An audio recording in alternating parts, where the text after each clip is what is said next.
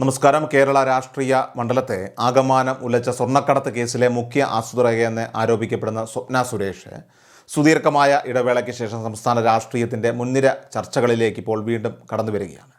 ഒരു പ്രമുഖ ഓൺലൈൻ മാധ്യമത്തിന് നൽകിയ പ്രത്യേകവും സുദീർഘവുമായിട്ടുള്ള അഭിമുഖത്തിലാണ് താൻ കേരളത്തിലേക്ക് മടങ്ങിയെത്തിയെന്ന നിർണായക വിവരം അവർ വെളിപ്പെടുത്തിയത്.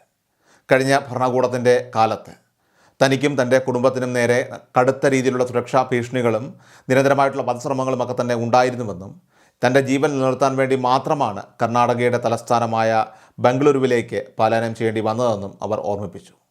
സംസ്ഥാനത്ത് ഇപ്പോൾ നിലനിൽക്കുന്ന പുതിയ രാഷ്ട്രീയ സാഹചര്യങ്ങളൊക്കെ തന്നെ ഭയമില്ലാതെ സത്യങ്ങൾ തുറന്നു പറയാൻ തനിക്ക് കൂടുതൽ കരുത്ത് നൽകുന്നുണ്ടെന്നും അവർ കൂട്ടിച്ചേർത്തു. കഴിഞ്ഞ സർക്കാരിൻ്റെ കാലത്തെ അധികാര കേന്ദ്രങ്ങളെയും അണിയറ രഹസ്യങ്ങളെയും ഒക്കെ കുറിച്ച് അതീവ ഗുരുതരവും വിസ്ഫോടനാത്മകവുമായിട്ടുള്ള ആരോപണങ്ങളാണ് സ്വപ്ന സുരേഷ് ഈ അഭിമുഖത്തിൽ ഉടനീളം ഉന്നയിച്ചിരിക്കുന്നത്. അക്കാലത്ത് മുഖ്യമന്ത്രിയുടെ ഔദ്യോഗിക വസതിയായ ക്ലിഫ് ഹൗസും അദ്ദേഹത്തിൻ്റെ കുടുംബവുമായിരുന്നു സംസ്ഥാനത്തെ ഭരണം പൂർണ്ണമായിട്ടും നിയന്ത്രിച്ചിരുന്നതെന്ന് അവർ ആരോപിക്കുന്നു. മുഖ്യമന്ത്രി പിണറായി വിജയന് ഭരണപരമായ കാര്യങ്ങളിൽ യാതൊരുവിധ സ്വതന്ത്രമായിട്ടുള്ള തീരുമാനങ്ങൾ എടുക്കാനുള്ള സ്വാധീനവും ഉണ്ടായിരുന്നില്ലെന്നും അദ്ദേഹത്തിൻ്റെ ഭാര്യ കമല, മുൻ പ്രിൻസിപ്പൽ സെക്രട്ടറി എം ശിവശങ്കർ, വിശ്വസ്തനായ ഉദ്യോഗസ്ഥൻ CM രവീന്ദ്രൻ എന്നിവരടങ്ങിയ ഒരു ത്രിശക്തി സിൻഡിക്കേറ്റാണ് പിന്നിൽ നിന്ന് സകല കാര്യങ്ങളുമൊക്കെ നിയന്ത്രിച്ചിരുന്നതെന്നും അവർ വെളിപ്പെടുത്തി. താൻ അന്ധമായി വിശ്വസിച്ച സകലരും ഒടുവിൽ തന്നെ വലിയൊരു കെണിയിൽപ്പെടുത്തുകയായിരുന്നുവെന്നും അവർ പറയും. കേന്ദ്ര അന്വേഷണ ഏജൻസികൾ തന്നോട് ഔദ്യോഗികമായിട്ടുള്ള മര്യാദകൾ പാലിച്ചാണ് പെരുമാറിയതെങ്കിലും എൻഫോഴ്സ്മെൻറ്റ് ഡയറക്ടറേറ്റിലെ ഒരു പ്രത്യേക ഉദ്യോഗസ്ഥനിൽ നിന്ന് തനിക്ക് നേരിടേണ്ടി വന്നത് കടുത്ത മാനസിക ശാരീരിക പീഡനമുറകളായിരുന്നുവെന്നും സ്വപ്ന വ്യക്തമാക്കുന്നു. കേസിൻ്റെ ആദ്യഘട്ട അന്വേഷണ വേളയിൽ 13 ദിവസത്തോളം തുടർച്ചയായിട്ട് രാപ്പകലില്ലാതെ തന്നെ ഉറങ്ങാൻ അനുവദിക്കാതെ മാനസികമായി തളർത്തുന്ന ചോദ്യം ചെയ്യലുകൾക്ക് അവർ വിധേയയാക്കി. അന്നത്തെ മുഖ്യമന്ത്രിയുടെ അതീവ വിശ്വസ്തനായ ഗ്രൂപ്പിൽപ്പെട്ട ഉദ്യോഗസ്ഥനായിട്ടുള്ള രാധാകൃഷ്ണൻ താൻ 164 വകുപ്പ് പ്രകാരം കോടതിയിൽ രേഖപ്പെടുത്തിയ രഹസ്യമൊഴി അത് പൂർണ്ണമായും പിൻവലിക്കാൻ കടുത്ത സമ്മർദ്ദം ചെലുത്തിയിരുന്നുവെന്നും ഭരണകൂടത്തിന് അനുകൂലമായിട്ട് വ്യാജമൊഴി നൽകാൻ നിർബന്ധിച്ചുവെന്നും സ്വപ്ന ആരോപിക്കുന്നു. ഈ ക്രൂരമായിട്ടുള്ള പീഡനം കാരണം ജയിലിൽ വെച്ച് തനിക്ക് ഹൃദയാഘാതം ഉണ്ടായപ്പോൾ പോലും ആവശ്യമായ മെഡിക്കൽ സഹായം നൽകാൻ ഭരണകൂടം വിമുഖത കാണിച്ചുവെന്നും അവർ തുറന്നു പറയുന്നു.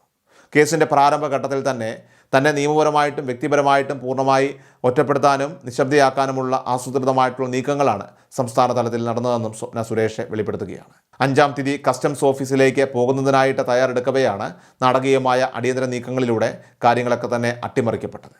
അന്ന് മുഖ്യമന്ത്രിയെയും അദ്ദേഹത്തിൻ്റെ ഭരണത്തെയും ന്യായീകരിച്ച് സംസാരിക്കാൻ ചിലർ തനിക്ക് പ്രത്യേകമായി ഒരു ഫോൺ നൽകി നിർബന്ധിച്ചിരുന്നു.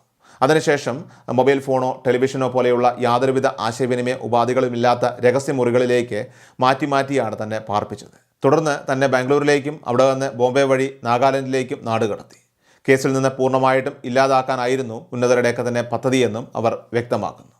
തൻ്റെ മക്കളുടെ ഭാവിയെക്കുറിച്ചുള്ള കടുത്ത ആശങ്കകളും ബംഗളൂരിലെ ദുരിതപൂർണ്ണമായിട്ടുള്ള ജീവിത സാഹചര്യങ്ങളും സ്വപ്ന ഈ അഭിമുഖത്തിൽ അതീവ വികാരഭരിതയായാണ് വിവരിക്കുന്നത്. കേരളത്തിൽ തുറന്നിരുന്നെങ്കിൽ തന്നെ എങ്ങനെയെങ്കിലും ഇല്ലാതാക്കുമായിരുന്നുവെന്നും ഭയം കാരണം ആരും തനിക്ക് ഒരു ജോലി നൽകി സഹായിക്കാൻ പോലും തയ്യാറാകാത്തതിനാലും മാത്രമാണ് ബംഗളൂരിലേക്ക് അഭയം തേടി പോകേണ്ടി വന്നത്. കേരളത്തെ അപേക്ഷിച്ച് ബംഗളൂരിലെ ഉയർന്ന ജീവിത ചെലവും മകൻ അന്താരാഷ്ട്ര നിലവാരത്തിലുള്ള വിദ്യാഭ്യാസ ചെലവും ഒക്കെ തന്നെ താങ്ങാനാവാത്ത വിധം കഠിനമായിരുന്നു.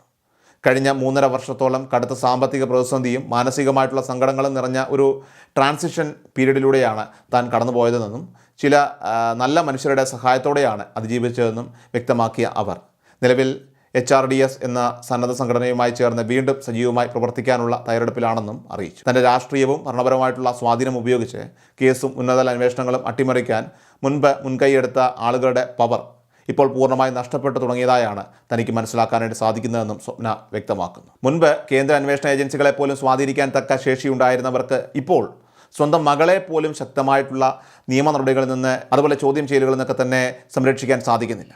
അന്വേഷണ വേളയിൽ തൻ്റെ മുഖം കറുത്ത തുണി കൊണ്ട് പൂർണ്ണമായും മറച്ചാണ് അന്വേഷണ ഉദ്യോഗസ്ഥർ കൊണ്ടുപോയിരുന്നതെന്നും എന്നാൽ മുഖ്യമന്ത്രിയുടെ മകൾ ഇപ്പോൾ എന്തിനാണ് തൻ്റെ മുഖം മാധ്യമങ്ങൾക്ക് മുന്നിൽ മറയ്ക്കാൻ ശ്രമിക്കുന്നതെന്നും അവർ ഇവിടെ ചോദ്യം ചെയ്യുകയാണ്. മുൻപ് തന്നെ ദ്രോഹിച്ചവരെല്ലാം ഇപ്പോൾ അതിൻ്റെ മറ്റൊരു ക്രൂരമായ തലം അനുഭവിച്ചു കൊണ്ടിരിക്കുകയാണെന്നും ഇതാണ് താൻ മുൻപ് പറഞ്ഞ കർമ്മഫലം എന്ന് അവർ ചൂണ്ടിക്കാണിച്ചു. മുൻപ് തനിക്കെതിരെ വലിയ രീതിയിൽ മാധ്യമങ്ങൾക്ക് മുന്നിൽ വന്ന് അപകീർത്തി കേസ് ഫയൽ ചെയ്ത CPM സംസ്ഥാന സെക്രട്ടറി MV ഗോവിന്ദനെ തനിക്ക് വ്യക്തിപരമായി യാതൊരുവിധ പരിചയവുമില്ലെന്ന് സ്വപ്ന സുരേഷ് ആവർത്തിച്ച് വ്യക്തമാക്കി.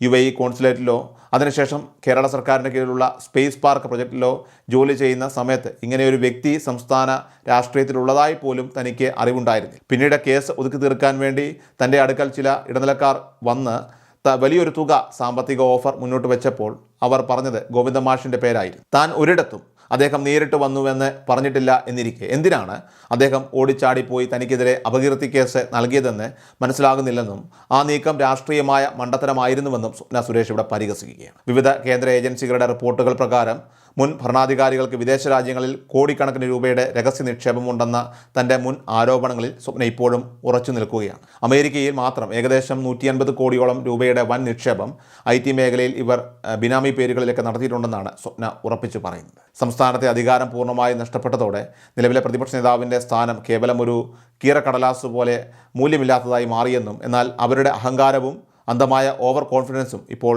മാറിയിട്ടില്ലെന്നും അവർ കുറ്റപ്പെടുത്തി.